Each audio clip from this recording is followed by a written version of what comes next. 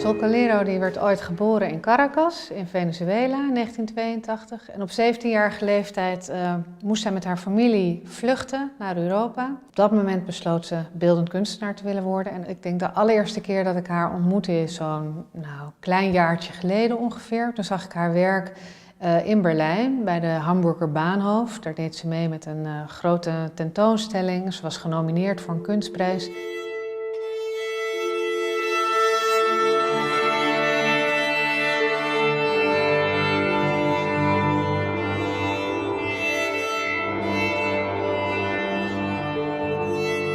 En daarna hebben we heel snel weer met elkaar gesproken. In eerste instantie over de telefoon. Ze is een paar keer naar Rotterdam gekomen om gewoon onze collectie te zien. Meer te horen over het Boijmans als instituut, over de serie Century Spaces. En eigenlijk tot een idee te komen.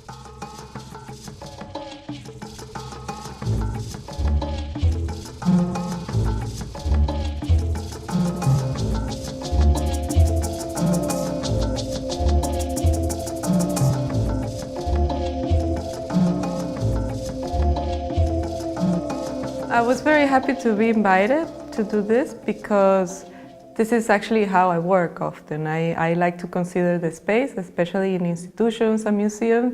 For me it's very important the contact with the audience. Voor Century Spaces nummer 15, de laatste Century Spaces, heeft Calero een kleurrijke patio gemaakt. Een ontmoetingsplek voor de museumbezoeker.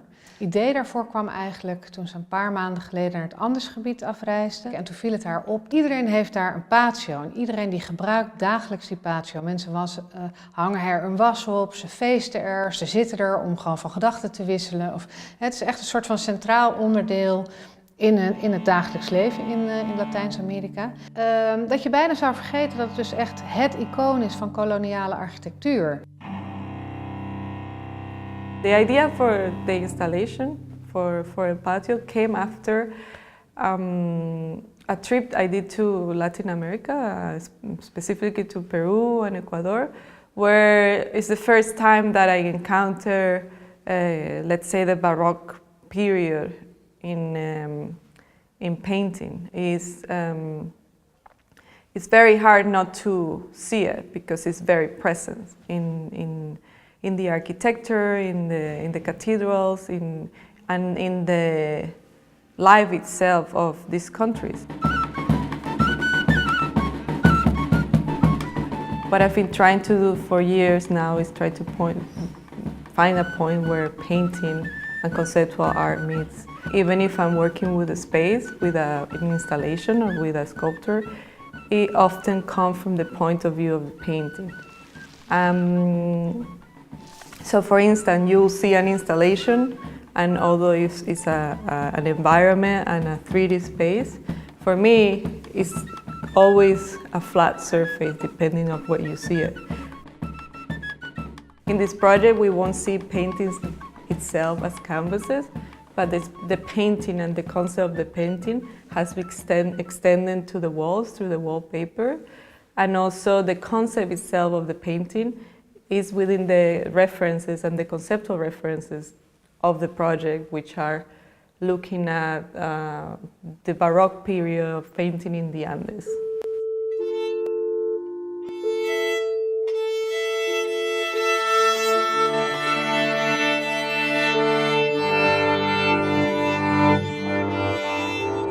In de vroegmoderne tijd was het eigenlijk gebruikelijk dat de Spanjaarden heel veel prenten van Europese kunstenaars, waaronder Rubens, naar de Nieuwe Wereld verscheepten. En dat waren allemaal prenten die waren gemaakt naar schilderijen. Dus het was al een soort van vertaalslag. Je had een schilderij en dan werd er een prent van gemaakt. Die was natuurlijk zwart-wit en op klein formaat. En die prenten die werden dan weer aan inheemse kunstenaars gegeven in het Latijns-Amerikaanse gebied. En die kunstenaars die gingen met die prenten aan de slag en die maakten daar weer schilderijen van. It's very interesting to see that the changes that happen from translating a black and white reference to a Baroque painting coming from Europe to a color painting produced in Latin America. And so slowly they start adding elements that are referring to Latin America. In some of these you can see palm trees or exotic animal or exotic fruits. The background of what we are talking, that it sounds like a beautiful painting exercise, is a much more dark part of history, right? It's talking about colonization and the whole process of it. I often work with very colorful spaces that make you want to feel welcome. But within these spaces, there's other layers that you have to discover that comes from a much more dark place. Als je naar El Patio kijkt, dan zie je dat de buitenkant van de installatie helemaal is beplakt met zwart-wit behang wat ze zelf heeft ontworpen. En aan de binnenzijde zie je dezelfde motieven in behang terugkeren, maar dan allemaal in kleur. Dus dat is wederom een soort vertaalslag van die zwart-wit prent naar dat gekleurde schilderij. Wat ze eigenlijk ook op een hele indirecte en losse en vrije manier als kunstenaar in de installatie heeft gedaan. It was clear from the beginning, talking with Saskia, that I wanted this patio to grow out as almost a garden.